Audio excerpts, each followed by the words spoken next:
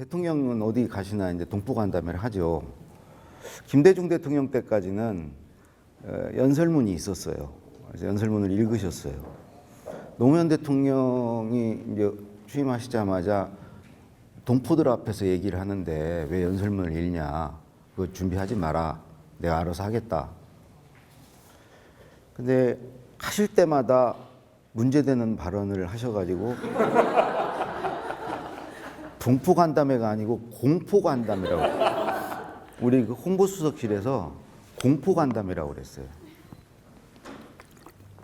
근데 그 이유가 있어요. 그 평소에도 그러시지만 특히 동포들을 만나면 하나라도 더 얘기를 해드리고 싶은 거예요. 고급 소식을 해드리고 싶은데 이제 그렇게 하다 보면 이제 소위 홍보수석실에서 볼 때는 안 해야 될 말씀을 이렇게 이제 하셨다. 이제 국내에서 이제 항상 하고 싶은 말의 100분의 1도 못했어요. 그런 말 하면 안 됩니다. 어쩐다. 계속 그래 못했는데 이제 국내를 벗어나서 이제 이런 해외에 나오면 동포들이 반갑기도 하고 또 그런 어떤 그 일종의 좀 자유로움을 느끼죠. 그러니까 이제 말씀을 많이 하는데 기본적인 철학이 정보를 공유해야 된다는 거예요. 알려줘야 된다는 거예요. 저희한테도 그러셨어요. 자네들이 뭔데 청와대 안에서는 알고 왜 국민들한테 안 알려주냐고. 국민이 주인이라며 왜 안 알려주냐고. 주인이 알아야지. 뭐가 보안이고 당신네들 자네들만 알고 어깨에다 힘주고 다니면서 겁주고 다니고 말이야. 그러니까 사람은 모를 때 불안하고 무서워 보이거든요. 저 사람이 나보다 더 많이 알고 있는 것 같으면. 근데 그분은 철저하게 청와대 안과 밖이 아는 게 똑같아야 된다. 그래서 한때 이제 수석 보좌관 회의도 생중계해라. 대통령 주재 수석 보좌관 회의를 청와대 안에 있는 누구나 다 실시간으로 볼 수 있게 해라. 그래서 지금 그 잠깐 하다가 이제 그거를 계속 못하게 되는 수석 이분들이 이제 그렇게 되면 여기서 할 말을 못 할 말을 가려서 해야 되고 우리끼리 있을 때 이제 할 수 있는 얘기가 있는데 그거를 이렇게 생중계 해버리면 결국은 뭐 행정요원들까지 다 듣게 되면 밖에 나가서 얘기를 할 거고 그렇게 되면 안 된다고 하도 이제 밑에서 성화를 대서 결국 좀 하다가 포기를 하셨는데 기본적으로 그렇게 못할 말이면 하지를 말라고. 왜 국민들이 알아서 못할 말이 뭐가 있냐고. 그래서 가만히 생각해 보면 김대중 대통령을 3년 모시고 이제 노무현 대통령 5년 모셨는데 김대중 대통령을 모실 때는 이제 토요일 오후가 되면 이제 불안했어요. 월요일이 오는 게. 근데 노무현 대통령 모실 때는 그러니까 일요일 날 이렇게 빨떡빨떡 회사에 갔어요. 갑자기 할 일이 생각나서. 그리고 일을 끝내고 돌아오는 길에 뿌듯했어요. 와, 이거 내가 나 아니었으면 큰일 날 뻔했다. 그런 게 어디에서 비롯됐냐면 노무현 대통령 때는 다 알려주셨어요. 근데 김대중 대통령 때는 김대중 대통령이면 그러지 않은데 중간에 이제 있는 분들이 이렇게 에워싸고 있기 때문에 대통령 생각을 잘 몰랐죠. 모르고 그러니까 사람들은 깜깜한데 놔두면 불안하고 그렇거든요.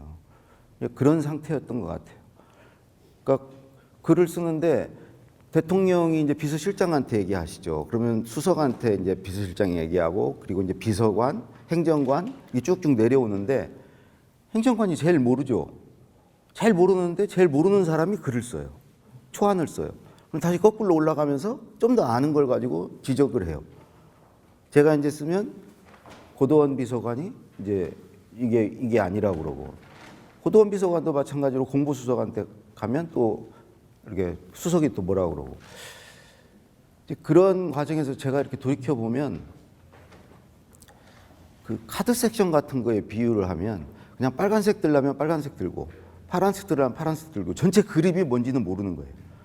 고속도로에 차가 막혀 서 있는데 왜 막혀 있는지, 지금 사고 처리하고 있는 건지, 언제 풀리는지를 모르고 앉아 있는 거예요. 근데 노무현 대통령 때는 그걸 다 얘기해 줬어요. 그러니까 그 배경과 맥락, 취지, 의도, 목적 이런 걸 다 얘기해 주셨어요. 저는 그 차이가 사람을 일의 주인으로 만드냐 아니면 그렇지 않게 만드냐. 그래서 충분히 얘기를 해주면 사람은 오히려 알아서 잘하는 것 같아요. 그리고 노무현 대통령 때는 이제 그 자기의 생각이나 이런 것들을 그때그때 아주 투명하게 보여주고 그랬기 때문에 그걸 들은 사람이 많아요. 옆에서 본 사람이 많아요. 그러니까 뭐 노무현 대통령 영화도 뭐 이렇게 최근에도 2편이나 만들어지고 김대중 대통령은 업적 면에서 보면 비교가 안 돼요. 김대중 대통령이 다 하셨어요. 그래서 노무현 대통령은 나는 김대중 대통령이 깔아놓은 레일을 그냥 달릴 뿐이다. 뭐 복지 정책, 문화 정책, 뭐 경제 정책 포함해서 그때 다 해놓으셨거든요. 근데 김대중 대통령에 대한 영화도 없고요, 책도 안 써요. 노무현 대통령은 매년 관련 책이 수십 권씩 나옵니다. 물론 이제 다 이제 많이 팔리지 않기 때문에 대통령의 글쓰기만 기억을 하시는데 대통령의 글쓰기는 186세를 찍었으니까요. 근데 하여튼 소리 없이 죽는 책들이 매년 이렇게 많이 쓰여집니다. 국민들 조사해 보면 김대중 대통령에 비해서 노무현 대통령 지지도가 높죠. 그래서 저는 노무현 대통령을 보면서 아, 사람은 업적을 남기기보다는 이야기를 남기는 게 중요하구나. 이야기를 남기려면 자기 말을 하고 자기를 그대로 보여주는 필요가 있다. 사람들은 들은 거 자기가 직접 본 거는 얘기를 하거든요. 그러면 이제 추억 속에서 계속 살아 있는 거죠. 이제 오늘 여러분께 드리고 싶은 말씀 하나를 준비를 해왔는데요. 시작을 이렇게 하죠. 김대중 대통령도 그렇고 노무현 대통령도 그렇고 마지막 남기고 간 한 문장이 있어요. 김대중 대통령은 인생은 아름답고 역사는 발전한다. 이 말을 남기셨어요. 노무현 대통령은 글을 하나 남기셨죠. 그 글 중에 그리 길지 않은 글이지만 저는 한 문장이 딱 눈에 띄었어요. 책을 읽을 수도 글을 쓸 수도 없다. 책을 읽을 수도 글을 쓸 수도 없다. 나머지 얘기들은 그 남은 사람들에 대한 배려예요. 슬퍼하지 마라. 미워하지 마라. 그리고 뭐 많은 사람이 고통을 줬다. 얼마나 앞으로 더 줄지 모르겠다. 그러니까 자기 얘기가 아니에요. 자기가 왜 이런 선택을 하는지 써놓은 글이 아니에요. 딱 한 줄이 그 책을 읽을 수도 글을 쓸 수도 없다. 이 말이 저는 그런 선택을 한 이유를 밝혀놓은 거라고 생각해요. 근데 이제 두 분의 이 마지막 문장 속에 저는 오늘 이제 드리고자 하는 말씀 내용이 있는데 인생이 아름답다고 한 거 5번의 죽을 고비를 넘긴 분이에요. 한국전쟁 때 인민군한테 총살당할 뻔했고요. 박정희 대통령 때 3번 차로 한번 유세할 때 와서 바쳤죠. 그다음에 납치되고 그다음에 수장될 뻔한 3번 있었고 전두환 대통령 때 사형 선고를 받고 그래서 5번의 죽을 고비를 넘겼는데 그런 분이 인생이 아름답다고 그래요. 역사는 발전한다 그 말은 좀 알겠어요. 항상 그러셨거든요. 자기가 그러니까 뭐 전두환 장군이 그때 이제 회유를 하면서 대통령 자리 빼놓고는 다 줄 테니까 우리 같이 하자. 그랬을 때 현실에서 살고 역사에서 죽느냐, 아니면 현실에서 죽고 역사에서 영원히 사느냐. 자기는 후자를 택했다. 그 사실은 쉬운 그 선택 같지만 사실 목숨을 그분이 또 그랬잖아요. 그 유머가 있으시죠. 이 재판 최종 판결할 때 사형 선고하면 재판관의 입이 옆으로 찢어지고 무기징역은 입술이 앞으로 나오는데 간절하게 이렇게 입술이 나오기를 봤는데 이제 사형 선고를 받았죠. 이호 여사께서 오셔가지고 하나님께 기도하고 있다고, 죽이든지 살리든지 하나님 뜻대로 하라고. 그래서 속으로 너무 서운해서, 그걸 하나님 뜻이 죽이는 거면 어떡하려고, 무조건 살려달라고 그래야지. 이분은 아주 그런 최악의 상황에서도 그 유머를 잃지 않는 분이셨고, 그러니까 역사가 그 자기는 발전한다고 생각했기 때문에 편에 설 수 있었다는 거예요. 언젠가 좋은 세상에 와서 내가 지금 죽어도 나중에 나를 제대로 평가해 줄 거다. 역사의 발전에 대한 믿음이 있었기 때문에 자기는 그럴 수 있었다는 거죠. 일제강점기 때 해방될 줄 알았으면 그 사람들이 그렇게 했겠습니까? 해방 안 될 줄 알고 일본 편에 붙은 거죠. 근데 두 분 다, 김대중 대통령도 역사는 발전한다, 노무현 대통령도 저를 불러서 알게마이너 자유통지의 기고문을 구술해 주시는데 제목이 역사는 진보한다. 그러니까 이제 인생이 아름답다고 한 이유, 그 다음에 노무현 대통령이 그렇게 돌아가신 이유, 그거에 대해서 오늘 좀 말씀을 드릴게요. 두 분 다 공통점이 있어요. 첫 번째, 독서 광해. 김대중 대통령은 책을 생각하면 감옥에 다시 가고 싶다. 그때 원 없이 책을 읽었고, 노무현 대통령은 리더십 비서관이라는 독서를 대신해주는 비서관을 뒀죠. 그분은 외교부에서 공무원 파견을 나오신 분인데 하루에 한 권 책을 읽고요, 그걸 요약해서 대통령께 보고했어요. 본인이 그렇게 하겠다고 그래가지고 대통령이 그게 가능하겠냐고 그랬는데 할 수 있다고 그래가지고, 그러다가 1년 정도 하시다가 그만두셨어요. 그분 방이 내 옆방이었는데, 생각해보면 하루에 한 권씩 읽는다는 게 그게 이게 국내에서만 읽는 게 아니고요, 그분이 영어, 불어 이게 다 돼요. 그래서 이제 원서를도 읽고 이제 요약을 해드리는데, 딱 1년 하니까 그 앵꼬 번아웃 되더라고요. 그분은 외교 안보 연구원장 그리 내분, 차관급으로 내보내 주셨죠. 어쨌든 그렇게 독서를 두 분 다 좋아했어요. 또 학습을 그렇게 좋아해요. 배우는 걸. 그러니까 밥 먹을 때도 그냥 밥 먹지 않고 내 공부하는 자리로 좀 만들어 달라고. 무슨 현안이 있으면 그 현안과 관련된 전문가들과 같이 밥을 먹으면서 내가 공부할 수 있게 해달라고.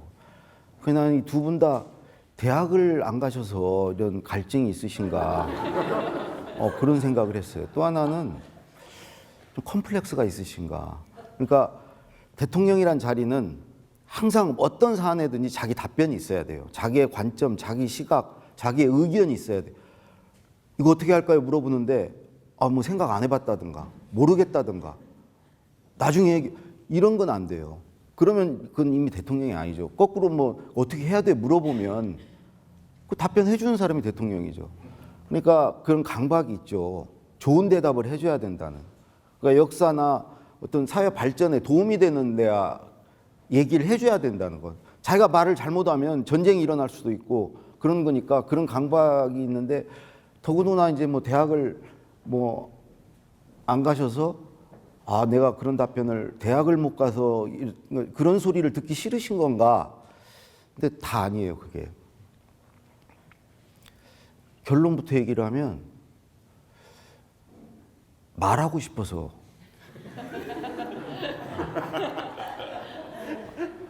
책을 읽고 학습을 하지 않으면 말을 못 해요. 자기 생각이 없기 때문에. 근데 자기 생각은요, 독서하고 학습할 때 만들어져요. 그러니까 읽기, 듣기를 전혀 하지 않으면 사실은 자기 생각도 안 만들어지고 자기 생각이 없으면 말할 수도 없는 거죠. 두 대통령은, 김대중 대통령은요, 책을 동시에 여러 권을 읽어요. 하나를 읽다 보면 다른 책이 궁금한 거야. 거기 소개되어 있는 책이 그 책 가져와 보라고 그래. 또 읽다 보면 또 다른 게 궁금해. 기본적으로 두 분 다 진짜 호기심이 많아요. 출발은 그거 같아요. 호기심. 김대중 대통령은 두 분 다 질문을 많이 해요. 호기심이 많다는 건 질문을 많이 한다는 거예요. 김대중 대통령은 어떤 사람에게 한 3번을 뭘 물어봤는데 3번 다 답변을 못한다. 장관이. 그럼 인사조치를 한다고 그랬어요. 공공연하게 얘기했어요. 아니 장관이 자기 생각이 없으면 어떡하냐. 그래서 김대중 대통령한테 보고하러 올라갈 때는요. 진짜 준비들 열심히 했어요. 그러니까 2가지를 준비하는데 담배 피는 사람은 담배 냄새를 완벽하게 제거해야 돼요. 대통령이 담배 뭐 얘기는 안 꺼내는데 냄새를 계속 맡으세요. 근데 그건 자기 관리가 안 되는 거라고 그러셨어요. 그리고 또 하나는 이제 질문에 대한 준비인데 뭘 물어보실지를 모르니까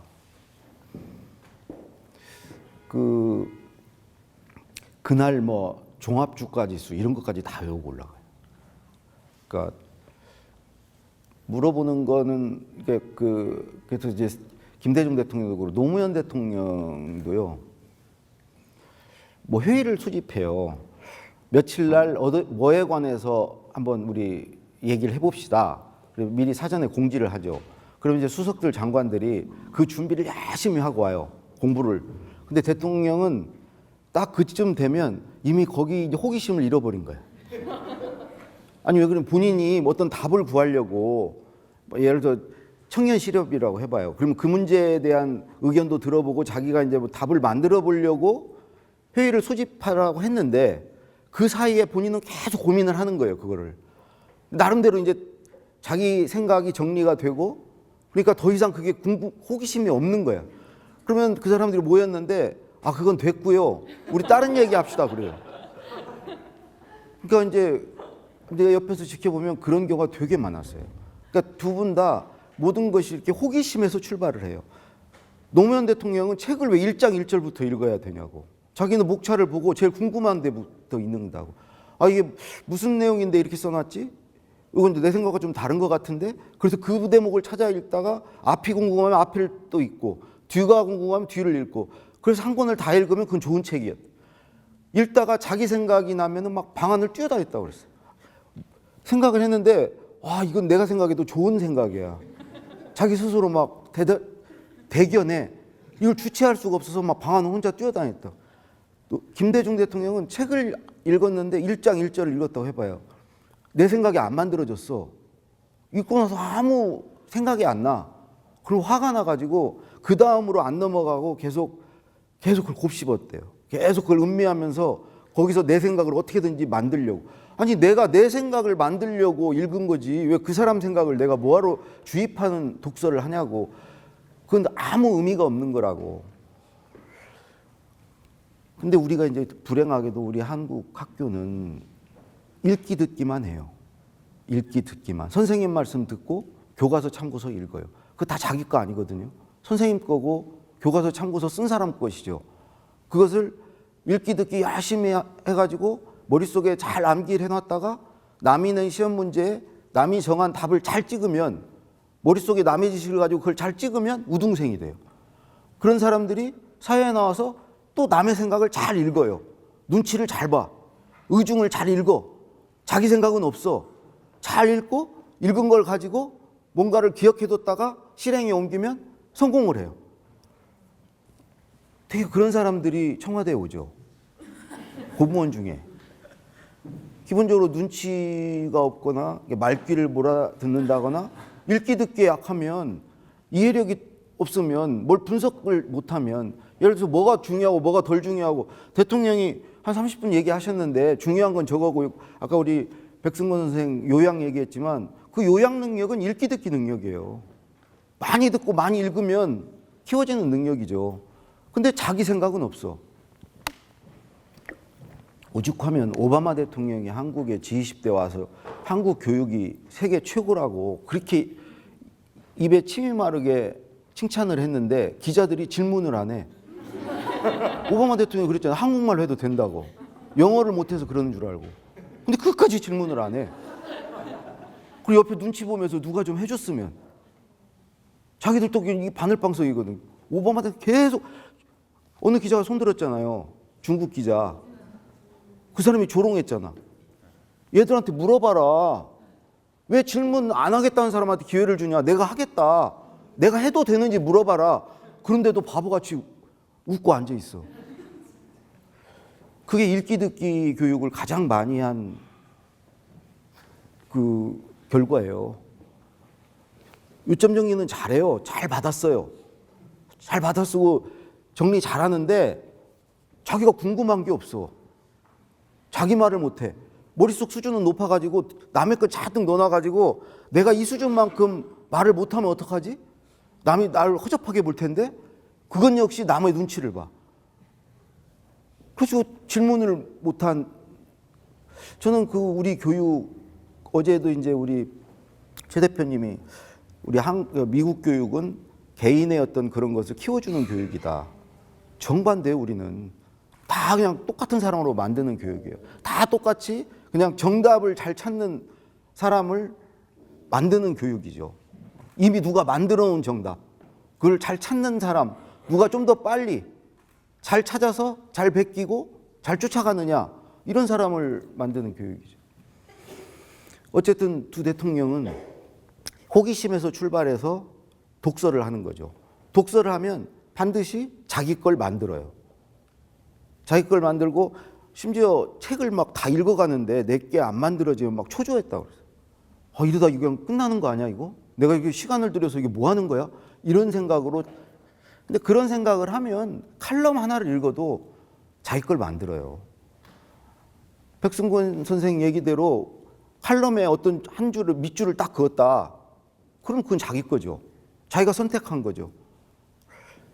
그래서 그분들은 일단은 읽거나 듣는데 그 다음에 하는 일은 자기 생각을 만드는 거예요. 그 다음에 하는 일이 있어요. 두 분 다 메모광이에요. 생각난 건 반드시 메모예요. 근데 메모하지 않으면 사실은 자기 게 아니에요.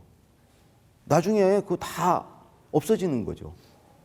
내 것이 되려면 메모해야죠. 이분들은 아주 이게 김대중 대통령 같은 경우는 5년 동안 28권인가를 두꺼운 다이어리를 메모를 했죠. 그래서 나중에 이제 경향신문 우리 그 분이 2권짜리 상하권 자서전을 썼는데 그 메모에 기반해서 거의 다 쓸 수 있을 정도로 꼼꼼하게 그 당시에 그분의 생각 이런 것들이 다 있는 거예요. 노무현 대통령은 메모를 이렇게 낱장에 하셨어요. 다이어리에 안 하시고 그게 왜 그러냐면 관련된 사람한테 만날 때 그걸 추려서 갖고 와서 얘기를 해주세요. 그러니까 연설비서관 만날 때는 본인이 책을 읽거나 뭘 하다가 이건 연설문에 언제 한번 써야 되겠다.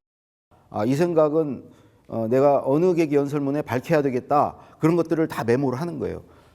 그래서 그걸 저 만날 때 가져와서 얘기를 해주시는데 저는 이게 굉장히 인상적인 장면인데 그런 얘기를 할 때 저한테 자네는 이런 문장 만들 수 있나? 그때 아니요. 그러면 그지. 그래서 너무 좋아하시는 거예요. 별것도 아닌데 시장개혁은 시장을 개혁한다고 성공하지 않습니다. 제 기억으로 그런 문장이었어요. 시장개혁은 시장을 개혁한다고 성공하지 않습니다. 그럼 자기 혼자 막 이러시는 거야. 나는 카피라이터를 했었어야 돼. 응? 자기 본인이 생각한 것을 얘기할 때 가장 그 아주 어린아이가 막 득이만만한 표정 있잖아요. 그런 표정을 지으면서 그런 분이었어요. 김대중 대통령을 때는 직접 만나서 얘기를 못 해봤는데 김대중 대통령이 쓰신 책을 보세요. 전부 자기 자랑이에요. 내가 엘빈 토플러를 읽었는데 내가 뭘 깨달았고 뭘 내다봤고 결과적으로 그렇게 됐다. 자기 생각의 자랑이에요. 근데 저는 거기에 굉장히 중요한 의미가 담겨 있다고 생각해요. 우리가 독서하고 학습하고 하는 이유가 거기에 있어야 된다. 자기 생각을 말하고 쓰는데 왜 메모를 했겠어요? 써먹으려고 메모했죠. 써먹지 않을 거 메모 안 했을 거 아니에요. 메모를 한 것은 써먹은 게 어디인가 써먹으려고 했는데 어디에 써먹냐? 자기 말을 하고 자기 글을 쓰는데 써먹으려고 메모를 한 거예요. 근데 우리 뇌는요, 이 메모를 할 때 칸트가 그랬죠. 이 생각하는 뇌와 메모하는 손은 연동되어 있다. 하나다. 그러니까 생각이 났는데 그걸 받아 써주면 이 뇌가 우쭐하는 거예요. 자기가 지금 뭔가 이렇게 중요한 거를 생각해냈다고, 그러니까 의미 있는 일을 했다고 생각을 하니까 받아 써주면 받아 써줄수록 더 생각을 막 하려고 그런다는 거예요. 수석 보좌관 회의 때 보면 수석들이 다 머리 쳐박고 이렇게 받아 쓰죠. 그건 저는 그런 심리가 있다고 봐요. 대통령을 기분 좋게 해주려는, 충성심을 보이려는. 내 대통령 말씀을 이렇게 한 줄도 헛되게 내가 듣지 않습니다. 열심히 받았습니다. 지금 중요한 말씀, 어떻게 그렇게 좋은 말씀을 해주십니까? 이걸로 보여준다고 봐요. 그럼 대통령이 기분 좋죠. 자기 말할 때 막 받아 써주면. 그리고 또 하나는 이렇게 대가리 숙이고 안 받았으면요, 대통령을 쳐다봐야 하잖아요. 네? 딴 데 쳐다볼 수는 없고, 근데 쳐다보면 대통령과 눈이 마주쳐요. 그럼 대통령이 질문해요. 대통령이 내 생각 맞죠? 어떻게 생각하세요? 그래요. 우리 학교 다닐 때 선생님이 질문하기 전에는 딱 애들을 쳐다보잖아요. 그때 애들이 고개를 딱 숙이잖아요. 마찬가지예요. 수석들도 대가리 받고 있는 게 안전해요. 아니 저도 그렇고, 근데 수석 중에서도 어떤 분들은 딱 쳐다보고 있어요. 어차피 대통령의 말씀은 안 받아 적어도 다 국정기록에서 받을 수 있어요. 비서관실에서. 그거 대통령 말씀을 그냥 받아 적으려면 적고 말란 말하라 그런 법은 없잖아요. 다 정리를 해서 나눠주니까. 근데 딱 대통령 쳐다보는 분들이 있어요. 질문 한번 해봐라. 근데 그 노무현 대통령도 참 그 질문을 많이 하시는 분이에요. 탄핵 때 산행을 했는데 계속 뭘 물어보시는 거예요. 저 나무 이름이 뭐냐, 뭐냐, 뭐가 그렇게 궁금한지. 아니 시골에서 잘하신 분이 더 잘 알지. 우리한테 막 뭘 물어보네. 그리고 모르면 막 답답해하고. 그럼 뭘 물어보고 또 이제 물으면 저도 그런 소리 들었는데, 자네들은 도대체 대학 다닐 때 뭐 했냐고, 왜 이렇게 뭘 모르냐고.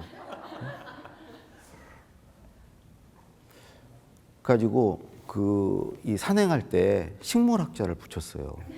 하도 답답해하셔서. 순방 갈 때도요, 그 산맥 같은 게 보이면 막 물어봐요. 저 무슨 산맥이냐고. 그래서 공군 중령한테 모든 지형 지물을 다 익혀라. 어떤 질문을 하셔도 다 답변하게 하죠.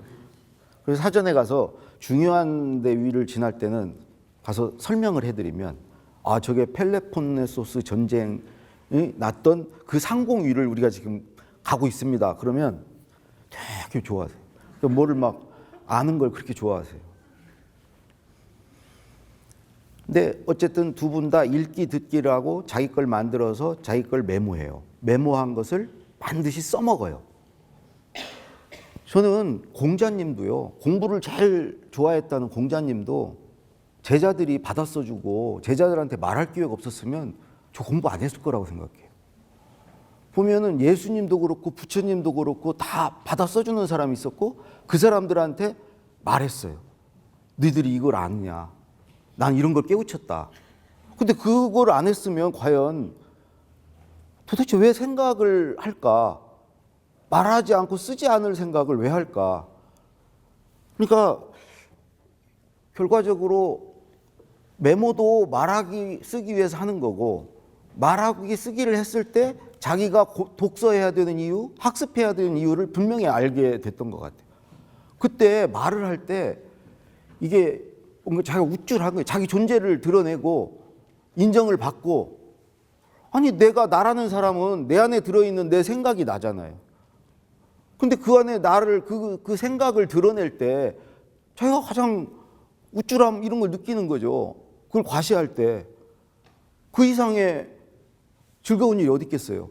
그래서 누가 인정을 해주면 저는 잘 모르는데요. 그러면 그럼 역시 내가 대단해. 이런 생각을 하는 게 사람의 본성이고 그런 기회를 줬을 때 사람은 공부를 열심히 그분들은 그걸 딱 쾌감이 느끼는 거예요. 느끼니까 그걸 다시 느끼기 위해서 독서를 하는 거죠. 학습을 하는 거죠. 그래서 자기 걸 만들어서 그걸 또 말하고 쓰고. 노무현 대통령은 사실은 이제 그걸 말하고 이제 메모한 걸 가지고 그 메모한 게 이제 자기 생각이죠. 생각인데 그 생각을 말하면서 막 다듬는 분이에요. 예를 들어서 그분은 내 모든 말을 다 녹음해 달라. 나는 말을 할 때 생각이 난다. 그분을 이렇게 보면 이 말이라는 게 저 깊은 우물의 그 생각의 그 기억의 어떤 그 우물에서 그 생각을 길어 올리는 두레박 같아요, 말이. 우리도 이렇게 말을 하려면 생각을 안 하면 말하지 못하죠. 근데 말을 하다 보면 생각이 나요. 그래서 5년간 다 녹음이 돼 있어요. 윤태영 선배가 그걸 갖고 계시죠. 아침 5시에 기상하셔서 아까 이제 조찬전 회의부터 시작해서 하루 종일 이제 여러 일정들이 공식 일정 한 2개 정도지만 비공식으로 회의하고 뭐 보고받고 이런 모든 일정에 다 말이 녹음되어 있어요. 식사 자리의 말까지 다 녹음이 돼 있어요. 그분이 저를 불러서 처음에 받아 적지 말라고 그러세요. 내 말을 잘 들으라고 그래요. 내가 이렇게 쳐다보고 있어야 말이 잘 나오니까 말을 쭉 하시다가 어느 순간에 야 이제 됐다. 정리됐다. 지금부터는 잘 받아 써라 그래요. 연설문을 그러니까 처음에는 막 말을 해가지고 생각을 정리하는 거예요. 말을 해야 생각이 막 정리가 되니까. 그리고 나서 정리가 되면 그 다음부터 이제 정확히 처음부터 이렇게 구술을 해주세요. 그분은 아침에 무슨 어떤 주제에 꽂혀서 아침에 한번 말을 시작하면요. 그 주제를 한 서너 번 얘기하세요. 아침에 한 말을 계속 반복해서 상대를 달리해서 말을 해보는 거예요. 근데 이게 저는 이 본인의 생각을 발전시키는 게 굉장히 중요하다고 생각해요. 말을 해봐서 별로 이렇게 반응이 신통치 않으면 그 다음 사람한테 말할 때는 그 부분은 빼요. 사람이 이해를 잘 못하는 것 같으면 그거에 막 사례를 들고 비유를 하고 뭐가 붙어요. 그래서 저녁 무렵이 되면 그 생각이 아주 좋아져요. 그래서 그걸 몇 번 이렇게 얘기하면서 자기 생각을 다듬고 발전시키는 거죠. 저도 대통령의 글쓰기를 박근혜 정부 초기에 썼어요. 한 달이 안 걸렸어요. 되게 빨리 썼다고 생각했어요. 근데 나중에 돌이켜 생각해 보니까 이명박 정부 5년 동안 말로 글을 쓴 거예요. 계속 말을 하고 다닌 거예요. 사람들이 뭘 물어보면 노무현 대통령 어떤 분이냐, 청와대 생활 어떠냐 이런 거 물어보면 밥 먹을 때 뭐 술 마실 때 계속 얘기를 했던 거예요. 그게 40개 이야기인데 그 40개 이야기를 아마 수십 번, 100번 넘게 해본 이야기도 많을 거예요. 말로 안 해본 이야기는 하나도 없어요. 그러니까 그게 결국 5년간 말로써 책을 쓴 거예요. 그러니까 그게 계속 내가 생각해도 점점 재밌어져, 얘기가. 근데 사실에서 좀 멀어지면서 사람들이 재밌어 하는 대목을 막 부각을 시키고 거기다 살을 붙이고 막 하니까 얘기가 재밌어지는 거예요, 점점. 그러니까 개그맨들 이런 사람들이 막 MSG를 쳤다 막 이러는데 그게 한 번 얘기하는 게 아니고 계속 얘기를 하다 보면 얘기가 재미있는 이야기가 돼요. 근데 그 상태로 이제 글을 쓰고 윤태영 선배한테 감수를 좀 해주셔라. 그랬더니 사실과 다른 게 너무 많은 거예요. 이게 우리가요, 기억을 끄집어낼 때 스토리텔링을 한다고 그러잖아요. 온전하게 기억되어 있는 그 해마에 기억되어 있는 건 없고 아주 이 키워드 중심으로 기억이 되어 있는데 그걸 끄집어낼 때는 거기다 이야기를 입혀서 끄집어내는. 근데 그걸 끄집어내는 과정에서 계속 이야기를 하니까 이야기가 그때 내가 거짓말을 쓰려는 게 아니었는데 그렇게 되는 거예요. 여기 계신 분들 책을 쓰시려고 마음을 먹으시면 10시간 이야기 하실 수 있으면 책이 한 권 돼요. 제가 지금은 이제 다 그만뒀지만 출판사 3년간 있었던 가장 최근에 이제 직장 생활이었는데 저자분들한테 가서 책을 써달라고 그러면 안 써요. 시간도 없고 글쓰기가 싫은 거죠. 근데 그러면 말을 좀 해주십시오. 2시간 강의 5회분을 기획을 해드릴 테니까 사람도 모아줄 테니까 2시간씩 5번 한번 말씀을 좀 해주시죠. 1회차 때는 이런 얘기 좀 해주시고요. 그건 하시겠대. 그러면 5번 다 녹음을 하면 10시간 분량의 말이 나와요. 그걸 글로 풀어. 저는 그걸 노무현 대통령한테 그대로, 노무현 대통령은 말만 하셨어요, 저한테. 제가 노무현 대통령 말씀하신 거 아닌 것을 내가 집어넣거나 절대 대통령 말씀 안에서 그걸 다듬는 역할을 하는 거지 내 생각을 집어넣거나 절대 그러지 않죠. 그러니까 말이 글이 돼요. 보통 사람들은 말을 머릿속 생각을 바로 글로 쓰려고 그래요. 이거 되게 어려운 작업이에요. 말로 한번 번역했다가 쓰면 더 얘기가 정리되고 더 재밌어지고 쓰기도 쉽거든요. 여러 번 말을 해보면 그게 술술술 나와요. 글로 쓸 때. 글도 좋아요. 구어체로 써지니까 사람들이 읽기가 훨씬 수월해요. 그리고 기본적으로 검증을 한번 받은 거거든요. 상대, 내 말을 듣는 사람의 반응이 반영되어 있는 글이거든요. 당연히 좋겠죠. 그냥 생각을 썼던, 나 혼자 쓰는 것보다 독자와 함께 쓴 글이죠. 그러니까 내가 말한 상대와 함께 쓴 글이 되니까 훨씬 잘 먹히는 글이 되는 거죠.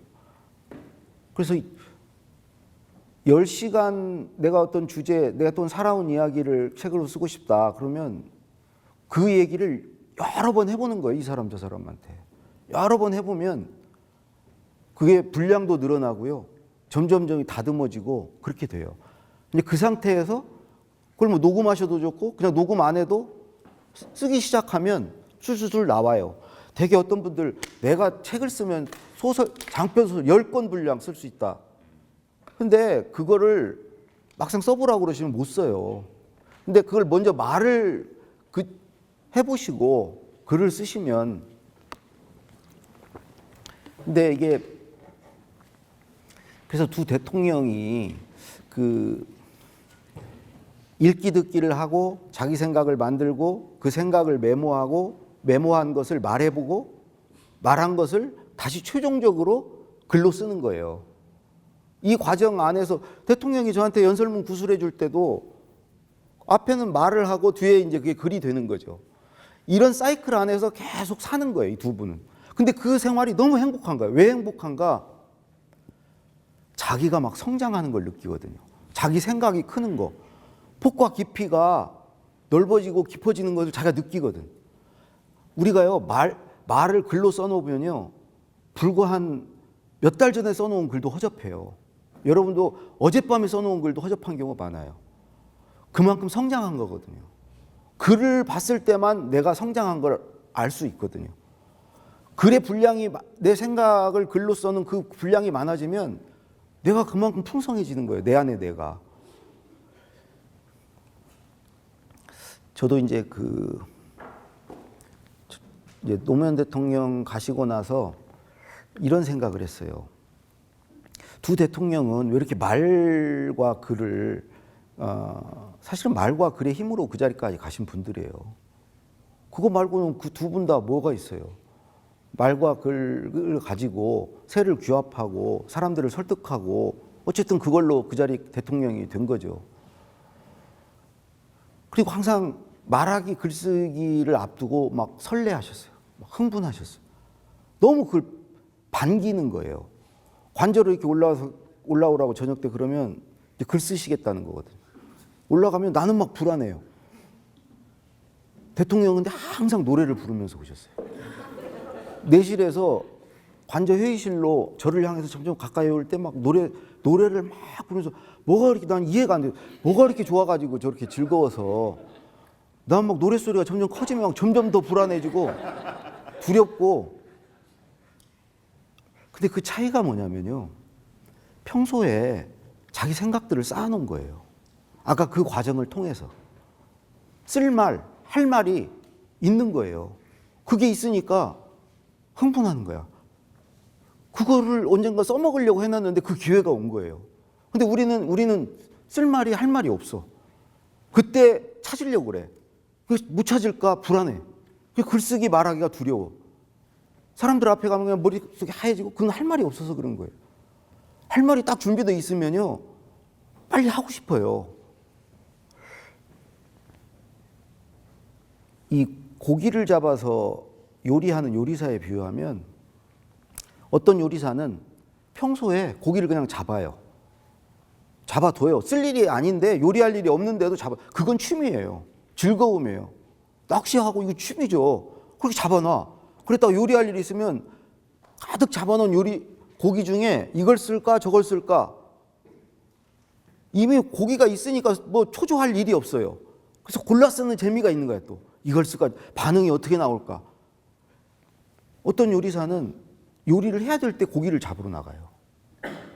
저도 그렇고 여기 계신 많은 분들이 그런 거죠. 글을 써야 될 때, 말을 해야 될 때 그때 찾아요. 그때 고기를 잡으러 나가요. 그런 경우 불안하고 초조한 거예요. 근데 재밌는 것은 그 요리사가 평생 잡아야 될 고기의 양은 똑같아요. 잡는 방법이 유형이 두 유형으로 나뉠 뿐이지 어차피 그때그때 잡는 사람도 평생 잡아야 될 고기의 양은 같아요. 평소에 잡아놨다가 요리할 때 쓰는 평소에 잡아놓은 고기의 수나 그때그때 요리를 해야 될 때 잡아야 될 고기의 수나 똑같아요. 근데 어떤 사람은 고기 잡는 일이 즐겁고, 그러니까 요리하는 일이 즐겁고 어떤 사람은 요리하는 일이 힘들고 이렇게 된 거예요. 그러니까 글을 써야 될 때 고기를 잡지 말고 평소에 고기를 잡았다가 글을 언젠가는 잡아야 될 고기거든요. 제가 국민의 정부 때 들어갔는데 김대중 대통령은 구술을 안 해주셨어요. 그러니까 나한테 고기가 없는 거죠. 노무현 대통령은 불러서 이걸 이렇게 써라. 자기 잡아놓은 고기를 나한테 다 줬어요. 이걸 가지고 해라. 근데 김대중 대통령은 써서 올린 글에 대해서 사후에 이렇게 고쳐주셨어요. 그때 비로소 이제 제가 이분이 이런 생각이셨구나. 이제 그렇게 알게 됐죠. 그래서 도저히 뭐 그렇게는 너무 힘들어서 방법이 없을까 생각하다가 그분이 써놓은 책이 있지. 책 안에 그분의 고기가 가득 있으니까 그게 한 7권이 되는 거예요. 책을 갖다 놓고 단어별로 어록집을 만들었어요. 예를 들어서 미국에 대해서 미국 교민 그거 틀림없이 어딘가 있어요. 미국 교민 그럼 여기 미국에 왔을 때는 그 물고기가 필요한 거죠. 그래서 800몇 개의 단어로 정리가 된 거예요. 7권의 책이 분해가 된 거예요. 800몇 개 단어로. 그걸 가지고 3년간 그분 글을 쓰는데 못 쓸 일은 없었어요. 9.11 테러가 났는데 갑자기 담화를 쓰래요. 혹시 몰라 테러를 쳐봤어요. 테러를 쳤더니 거기에 테러에 대해서도 한 줄 해놓으신 말씀이 있는 거예요. 테러는 빈곤이 부른다. 빈곤 문제를 해결해야 테러를 근절할 수 있다. 그거 한 줄만 있어도 막막하진 않아요. 그 실마리가 되죠. 그게 있으면 거기다 살 붙이면 돼요. 김대중 대통령 머릿속에는 그게 다 있던 거지. 그러니까 평소에 이미 고기를 다 잡아놓은 거예요. 노무현 대통령은 그 고기를 잡는 과정이었고. 그래서 글을 써야 될 때 고기를 잡지 말고 평소에 잡아뒀다가 글을 쓰자. 두 대통령한테 배워서 저도 블로그에 제 글을 쓰기 시작했어요. 한 2년여 전에. 하루에 3개씩 쓰자. 글이 곧 난데, 내 안에 있는 난데, 내 안에 나를 좀 성장시키고 살찌우자. 사람이 생긴 거는, 겉에 생긴 거, 내 얼굴이 어떻게 생겼고, 그거는 거울 봐야 알 수 있잖아요. 내가 나를 못 보잖아요. 근데 글이 내 안에 나를 비춰보는 거울 같은 거죠. 내 생각을 내가 머릿속으로 아, 내 생각이 이렇다 쉽게 생각할 수 있지 않느냐. 글을 쓰지 않고도. 근데 그거는 저는 마치 내 얼굴이 어떻게 생겼냐 손으로 만져보는 것과 같다고 생각해요. 손으로 아무리 만져봐도 정확한 내 얼굴은 알 수 없는 거죠. 어딘가에 비춰봐야 정확히 알 수 있는 거죠. 마찬가지로 내 안에 있는 내 생각도 그냥 짐작해서는 안 되고 글로 써봐야 돼요. 내가 안다고 생각한 것도 글로 쓸 때 못 쓰면 그건 모르는 거예요. 쓸 수 있는 것만 내가 알고 있는 것이고 썼을 때 그게 명료해지는 거죠. 그래서 하루에 3개씩 글을 쓰자. 아침 7시 10분, 낮 1시 10분, 저녁 7시 10분. 왜 새끼 밥은 먹으면서 내 몸에 나가는 밥은 주면서 왜 내 생각, 내 정신, 내 안에 있는 나에게 밥은 안 주나? 밥을 주자. 내 안에 있는 나의 밥을 주는 방법은 글을 쓰는 거다. 그래서 하루에 3개씩 글을 썼어요. 한 100개를 쓰면 쓸 말이 없을 줄 알았어요. 내가 글쓰기에 관해서 글을 쓰는데 네이버 블로그에 100개 쓰면 뭔 더 할 말이 있을까 했는데 그거 해보니까요. 100개를 쓰니까 그때부터 본격적으로 생각이 나요. 막 이게 눈덩이가 뭐가 덩어리가 있어야 굴리면 커지잖아요. 이게 막 관련된 생각들이 막 붙어요. 처음에는 생각이 그렇게 안 났는데 이게 한번 덩어리가 만들어지니까 한 100개 정도 생각이 쌓이니까 거기에 막 붙는 거예요.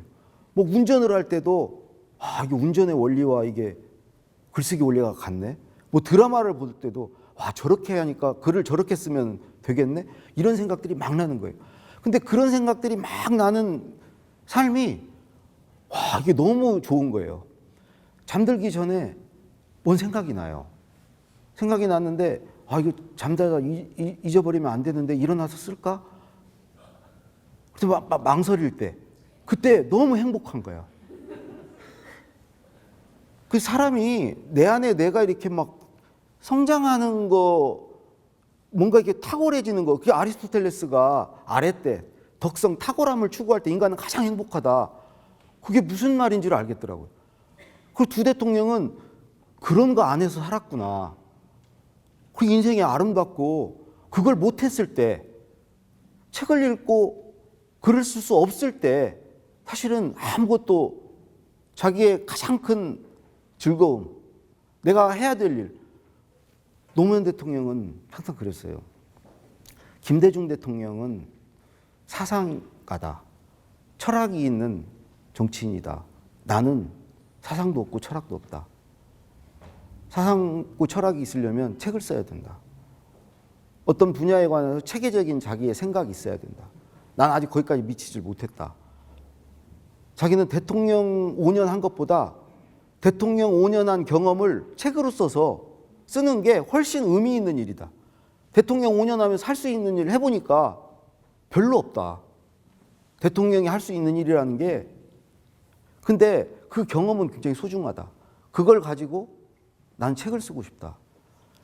그래서 퇴임사도 안 했어요. 나중에 책으로 퇴임사를 대신하겠다. 독일 같은 데는 퇴임사를 굉장히 거의 최강원 분량의 퇴임사를 하죠. 자기의 5년의 경험을 고스란히 담아서 다음 대통령한테 넘겨주는 그런 퇴임사를 하죠. 그 얘기도 하시면서 책을 쓰자. 그러면서 책을 쓸 사람들, 같이 쓸 사람들을 짰어요. 그래서 본인이 다 그 민주주의 2.0이라는 온라인 그 책을 같이 모여서 쓸 수 있는 공간을 설계를 했죠. 그걸 다 설계를 해가지고 모의 훈련도 했어요. 국무회의장에 모여서 난 봉화에 있는 거다. 너는 뭐 서울이고 뭐 너는 대전인가 뭐 어쩌고 이러시면서 실제로 그렇게 있다고 생각하고 여기서 작업을 해보자. 그럴 때 너무 행복해 하셨어요. 봉화에 내려간 첫날 야 좋다 그러셨죠. 그리고 뭐가 그렇게 좋습니까? 야 이제 내 글 쓴다. 나 이제 내 책 쓸 거다. 이지원이라는 시스템을 만든 것도 책을 쓰기 위해서 사실 만들었어요. 거기에 5년의 기록을 다 담은 거예요. 글로 된 건 그렇게 담고 본인의 말은 다 녹음을 하고 그래서 그걸 그대로 갖고 나와서 나중에 책을 쓰려고. 근데 처음부터 무슨 이지원을 뜯어갖고 청와대가 깡통이다. 이명박 대통령이 들어가지고 청와대가 텅텅 비었다. 다 들고 나가버렸다. 이런 말도 안 되는 소리를 하면서 자기가 남긴 기록은요. 자기는 열람권이 있어요.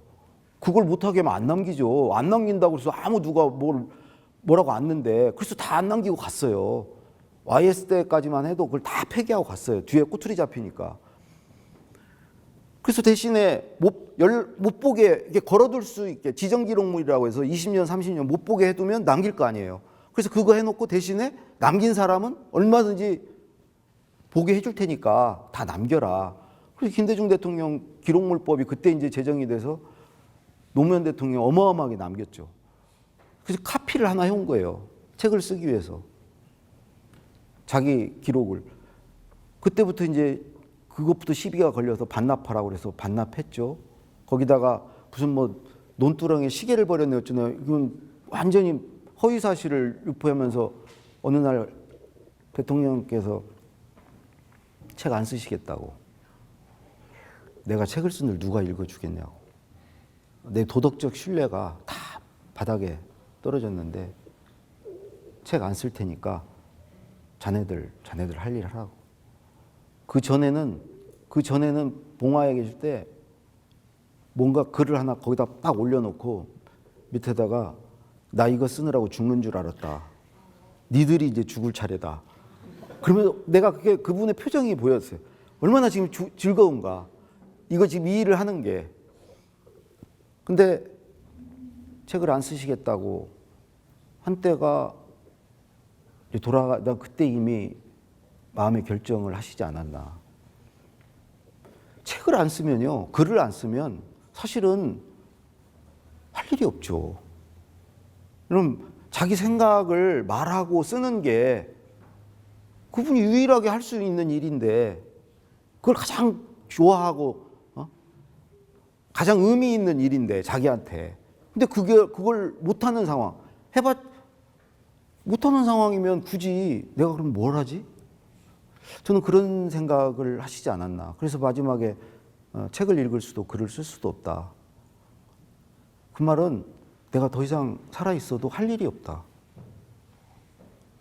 나는 이렇게 이걸 선택한다. 그 말이 아니었나 싶고요. 그래서 사실은 재임 중에 저보고 책을 쓰라고 그랬어요. 그분의 아까 이제 정보의 공유 말씀을 드렸는데 기본적으로 공유하라는 거예요. 자네가 뭔데 청와대에서 8년씩 있었으면 공유를 해야지. 여기 못 들어온 사람들을 위해서 청와대에서 배우고 했던 것들을 청와대 생활이 어떠고 이걸 공유를 해줘야지. 그렇지 않으면 자네 특권을 누린 거라고. 뭐냐고 자네가. 책을 안 쓰면 특권 누린 거다고. 책을 쓰라고. 역사의 진보라는 것은 소수가 누리던 걸 다수가 누리면 역사가 진보하는 거라고. 왕이 혼자 누리던 것을 국민들이 누리면 그 역사가 진보한 거라고. 자네도 책을 써서. 그래서 이제 재임 중에는 제가 뭐 도저히 이거는 시간도 안 되고, 그리고 나서 이제 제가 출판사에 책 쓰러 간 건 아니고 이제 출판사에 가서 이제 이명박 정부 5년이 지났는데 이게 박근혜 대통령 되는 걸 보면서 이거는 하루 이틀에 끝날 게 아니다. 그래서 그냥 나 혼자 살자. 그래서 출판사 월급 100만 원 받기로 하고 출판사 가서 그냥 하자 했는데 가서 다른 사람 책을 이렇게 편집하다 보니까 특별한 사람만 책을 쓰지 않더라고요. 누구나 쓸 수 있는 게 책이더라고요. 그래서 그걸 하면서 그럼 나도 책을 써볼까 때 이제 생각났던 게 노무현 대통령이 책을 쓰라고 하셨던 거, 그리고 계속 두 번인가 더 얘기하셨어요. 왜 안 쓰냐고 책. 그래서 하도 그러셔서 A4 용지 10장짜리 이걸 만들었어요. 청와대에서 글을 어떻게 쓰는가. 그래서 대통령에게 그걸 보고를 드렸어요. 그랬더니 자네 책 쓰라니까 쓸데없는 이걸 왜 갖고 와서 이걸 하냐고. 만들었으니까 일단은 청와대 브리핑에 올리긴 하라고. 그랬는데 딱 책을 쓰려고 마음을 먹으니까 그 10장이 생각나는 거예요. 그래서 막 찾아보니까 내가 없어.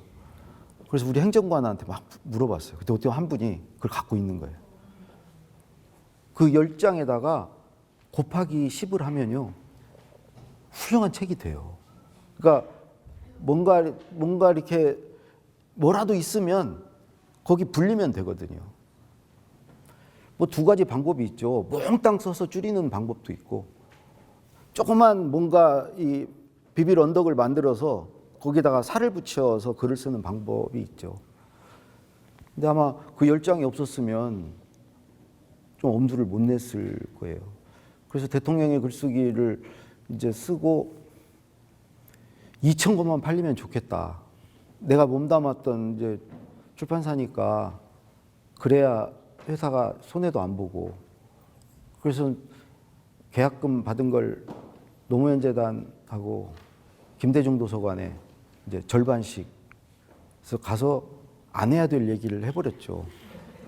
앞으로 모든 인세는 10원 한 장 내가 안 갚겠다고. 왜 그러냐면 그게 끝인 줄 알았거든요. 계약금이 그 이후에 내가 인세가 들어오리라고 생각을 안 했거든요. 이게 전액이다 생각하고 했는데 이게 막 팔리는 거예요, 책이. 책이 팔리면 기뻐야 되는데 불안한 거예요. 근데 권 여사님이 돈 받지 말라고 그런 좋은 말씀을 해주셔가지고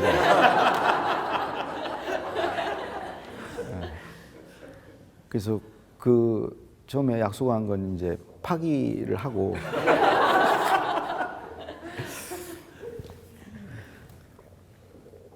참 저는 노무현 대통령을 만나고 많은 게 변했어요. 저는 말을 못하는 사람이었어요. 그러니까 회의 같은 거 할 때도 김대중 대통령 모실 때 그 우리 고도원 비서관이 행정관이 4명이 있어요. 연설을 쓰는 행정관들이. 근데 꼭 그분은 돌아가면서 한마디씩 하라는 걸 되게 항상 그랬어요. 이 건에 대해서 돌아가면서 한마디씩 하라고. 근데 저는 할 말이 없어요. 그래서 제 차례가 막 가까이 오면 막 가슴이 뛰고 딱 제 차례가 오면 머릿속이 하얘졌어요. 아니 뭘 사전에 이렇게 뭘 준비하는 게 아니고 갑자기 회의를 하면서 이거에 대해서 한마디씩 하래요. 근데 그게 정말 싫었어요. 발표 이런 것은 저는 뭐 엄두를 못 냈어요. 근데 노무현 대통령을 만나고 나서 대통령이 어느 날 그때가 5월이었는데 첫 해 5월이에요. 광복절 경축사를 어떻게 쓸 건지를 나보고 발제를 하래요. 그리고 토론을 하시겠대요. 제가 여의도 이남장이라는 데 설렁탕을 점심 때 먹고 있다가 전화를 받았는데 숟가락을 놨어요. 떠날 때가 됐다. 진짜 떠날 때가 됐구나 생각했어요. 아, 이분이랑은 도저히 뭘 발표를 하고 뭐 이런 거를 하면서 나는 살 수가 없다. 제가 기업에 있을 때 승진 대상자가 돼서 거기 교육을 들어가라고 그러는데 교육 과정에 3분 스피치가 있어서 제가 승진을 포기한 사람이에요. 근데 그것도 수석들 뭐 장관들 앞에서 나보고 발표를 하라고? 대통령 주재 회의에서? 불가능한 일이죠. 근데 노무현 대통령이 또 하나 항상 얘기하셨던 것은 자기는 시도의 힘으로 이 자리까지 왔대요. 시도. 근데 젊은 사람들이 시도하지 않는데. 실패가 두려워서. 근데 시도를 하면 성공 실패 확률이 5대 5인데 시도하지 않으면 100% 실패래요. 근데 100% 실패 얘기를 자초한대. 자기는 시도한대요. 실패하고 아니 때릴 수만 있냐고 맞기도 해야지. 맞을 거 각오하고 시도한대요. 저는 그때 이제 발표를 했죠. 쓰는 건 쓰니까 써가지고 다 외웠어요. 완벽하게 외웠어요. 그리고 천장을 보고 그냥 혼자 막 말을 했어요. 사람들이 내가 분위기가 쟤 뭐지? 이런 분위기. 쟤 뭐야? 쟤 무슨 자폐 이런 건가? 근데 끝나고 나서 조용한 거예요. 아무도 조용해. 대통령도 뭔가 이게 뭐지? 이게 지금 어떤 상황이 지나간 거지? 그런 분위기예요. 대통령이 질문들 하세요. 그러는 거예요. 그러니까 아무도 질문을 안 해요. 쟤를 구해줘야지. 제 질문하면은 못 써 있겠다 얘가. 그래서 질문 없습니까? 그러면서 대통령이 수고했어요. 자리로 가세요. 근데 그 한 번을 그렇게 했는데도, 그렇게 천정을 보고 했는데도 그렇게 한 번 시도를 하는데 그 뒤로 그 병이 절반은 나았어요. 계속 외워서 했죠. 그러다 어쨌든 이 정도 외웠으면 이제는 안 외우고 해봐야 되겠다. 개망신 당하고 또 다시 외우고 몇 번. 그러니까 이제는 제가 이렇게 서서 말을 하잖아요. 저는 노무현 대통령을 안 만났으면 저는 말을 못하는 사람으로 알고 죽었을 거예요. 근데 해보니까 되더라고요. 노무현 대통령 덕분에 책을 또 썼잖아요. 제 완전히 전혀 예상하지 못한 새로운 인생이 펼쳐졌어요. 그러니까 저는 이제 너무 감사하고, 사실은 여기 계신 분들께도 꼭 좀 책을 쓰셔라. 그러니까 여기는 들어보니까 이제 출판사가 여기는 없다고 얘기하시더라고요. 근데 뭐 얼마든지 한국 출판사 통해서 이렇게 할 수. 근데 이게 워낙 장수를 한다는 게 이제 최소 120살 산다잖아요. 레이 커즈와일이라는 사람이 지금 50대가 20년만 안 죽고 버티면 안 죽을 수 있다. 최소 120, 최대 150세 살 거다. 평균 수명이.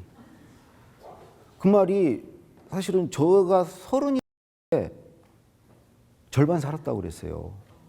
되게 환갑되면 장수했다고 그랬어요. 제가 30대.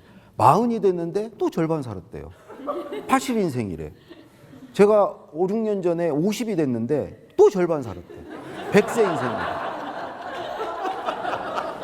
아니, 한 4년 후면 정말 또 절반 살았다. 60이 되면 절반 살았다고 그럴 거예요. 근데 그게 기하급수적으로 나는 빠른 속도로 생명공학 발전으로 이게 길어진 속도가 더 빨라질 거라고 봐요. 평균 수명이. 그렇게 되면 그 긴 세월을 사실은 60까지, 과거에는 60까지 일하고 1, 20년 놀다 가면 됐어요. 그렇잖아요. 그런 기간으로 생각했죠. 60까지 돈도 벌고 출세도 하고 그거 가지고 1, 20년, 7, 80에 놀다 간다. 근데 지금은요, 60까지 하고도 60년, 80년을 더 살아야 돼요. 그건 놀다 갈 수 있는 기간이 아니에요. 뭔가를 해야 돼요. 근데 뭘로 할 거예요? 자기 안에 있는 내가 있어야 뭔가를 하죠. 저를 돌이켜보면 저는 정말 영혼이 없이 남의 글을 쓰면서, 김우중 회장이랑 회장 세 분의 글과 두 대통령의 글을 쓰면서 오히려 영혼이 없는 게 그런 일을 하는데 아주 적합했어요. 제 생각이 부딪히질 않는 거야. 없으니까. 그냥 그대로 받아서 백지에, 나는 깨끗한 백지니까 거기에 그냥 써드리면 되는 거예요. 김대중 대통령 만났을 때는 김대중 대통령 걸, 노무현 대통령 만났을 때 유시민 선배는 절대 불가능한 일이에요. 그분은 이거 아닌 것 같다고 그러고 그럴 거예요. 계속 부딪힐 거야. 그러니까 그 일을 할 수가 없죠. 그리고 자기께 막 들어가고 그럼 대통령한테 혼나고. 그래서 그분은 좀 하다가 때려치웠을 거예요. 근데 저는 깨끗한 거예요. 근데 깨끗한 게 직장 생활할 때는 좋았어요. 갈등도 없고 말 잘 듣는 사람이잖아요. 시키는 대로 잘 하잖아요. 남의 것을 잘 이해는 하잖아요. 근데 문제는 내가 대통령을 쓰기를 안 썼으면 그 이후에 제 삶이, 내 안에 내가 없는데 뭐라고 살 거예요? 지금은 책을 한 권 쓰니까 그게 나더라고. 글쓰기에 관한 생각이 있는 사람. 그러니까 내가 뭘 좀 알고 뭘 좀 잘하고 내가 뭐에 관심이 있고 이걸 알아야 되는데, 저는 책 한 권이 그거라고 생각해요. 책 한 권을 쓰면 다른 사람도 나를 알아요. 그 사람은 어떤 사람. 나 스스로도 내가 어떤 사람인지를 책을 쓰는 과정에서 알게 돼요. 그럼 그 책을 가지고 60년, 80년 살아야죠. 뭔가를 하면서, 하다못해 자원봉사라도 하면서 살 수 있는 거죠. 근데 간쓸게 다 빼주고 영혼 없이 살다가 내 안에 내가 없는 사람이 60년, 80년을 뭐 하면서 살 거예요? 맨날 남의 글만 읽고 독서하고 남의 그거에 휘둘려 사는 삶이 그렇게 행복할 수 없다고 생각해요. 두 대통령은 자기 말을 하고 자기 글을 쓸 때 가장 행복했어요. 그래서 그 자기 말과 자기 글의 최종 완결은 저는 자기 책이라고 생각해요. 그리고 책을 쓰는 것은 의무이기도 하다고 생각해요. 자기가 이 세상에 왔으면 자기가 와서 배우고 깨닫고 했던 것들을 책으로 써서 다음 세대, 후대들이 좀 더 나은 환경에서 살게 해줘야죠.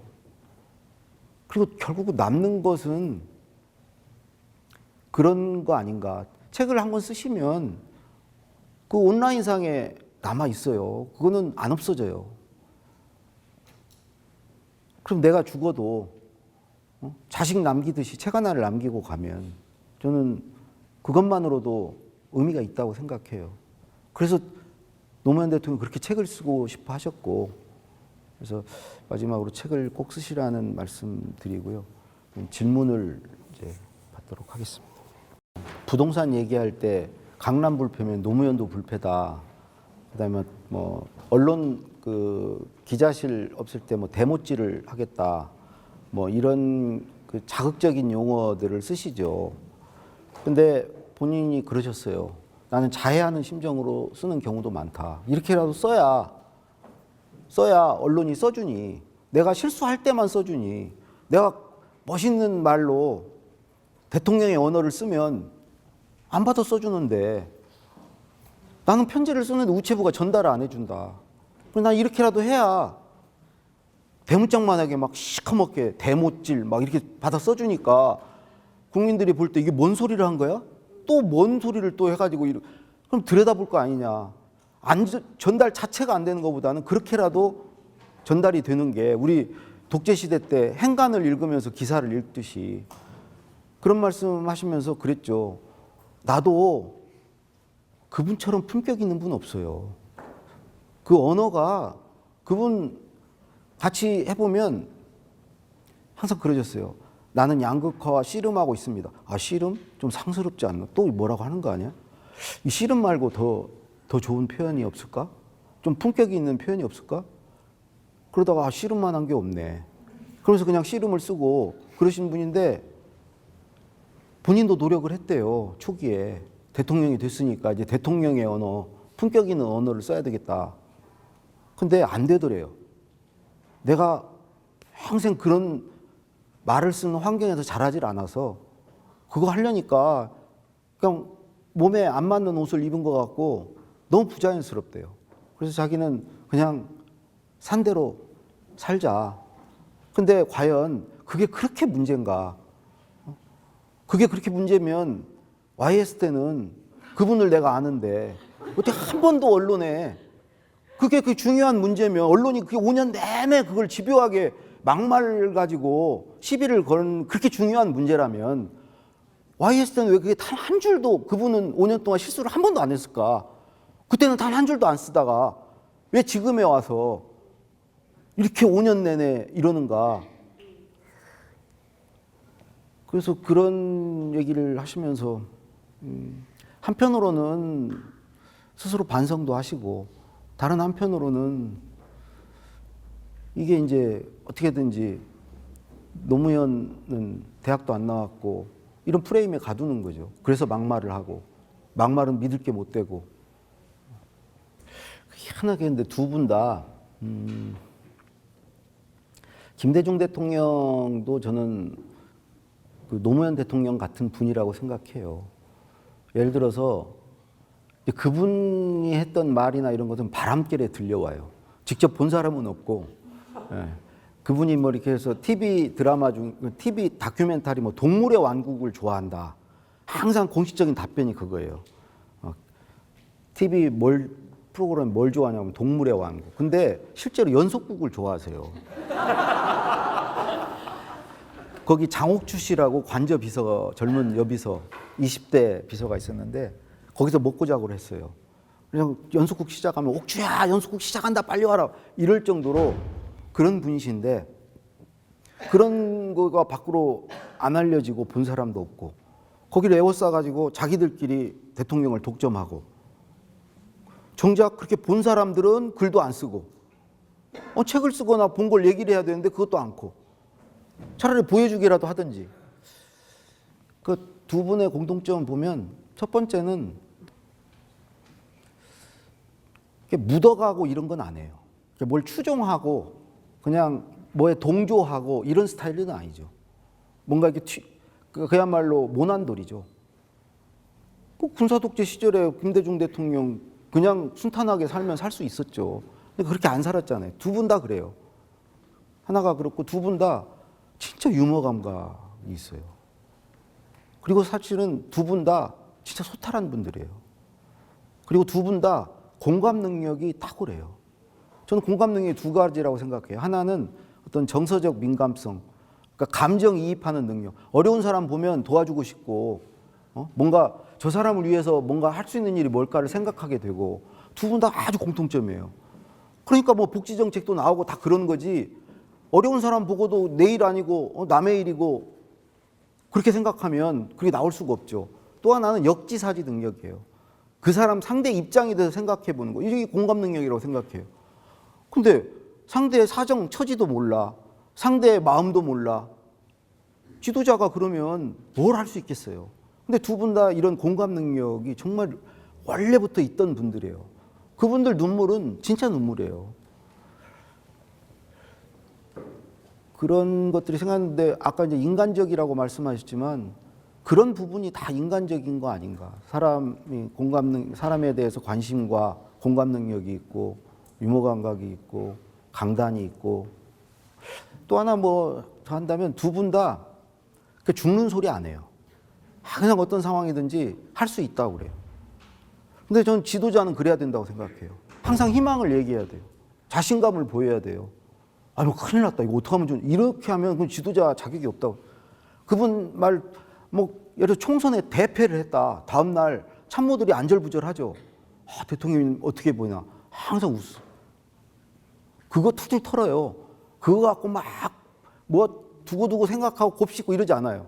그래서 우리를 오히려 위로해줘요. 됐다. 고생했다고. 그럴 수 있는 거다고.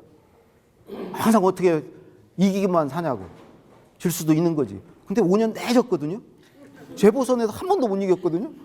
그런데도 그거 가지고 의기소침하고 일희일비하고 그러지 않았어요.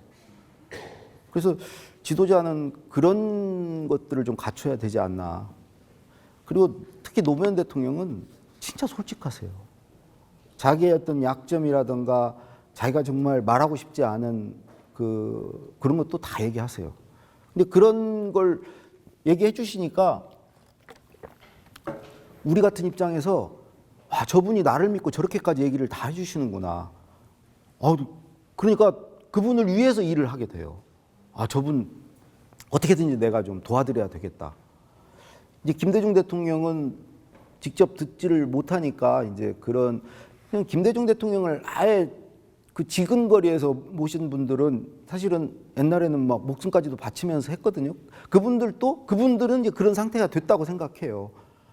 김대중 대통령의 말을 직접 들으니까 이분을 위해서 내가 목숨도 바친다 이런 생각을 하는데 거기서 점점 멀어질수록 이제 그걸 못 느끼고 그러니까 막 마음에서 우러나서 이렇게 하는 게 아니고 안 혼나기 위해서 이제 일을 하고 그런 수준에서 하는 거죠. 어떻게 하면 내한테 이렇게 안 혼날까? 그 일을 잘할 수가 없죠. 거기서 막 어떤 열정과 이런 게 나올 수가 없죠. 근데 반대로 노무현 대통령 때는 그런 게 있었어요. 우리가 아마추어여서 일을 잘하지는 못했지만 열정이나 이런 것만큼은 어느 정부보다 청와대 사람들이 열심히 했어요.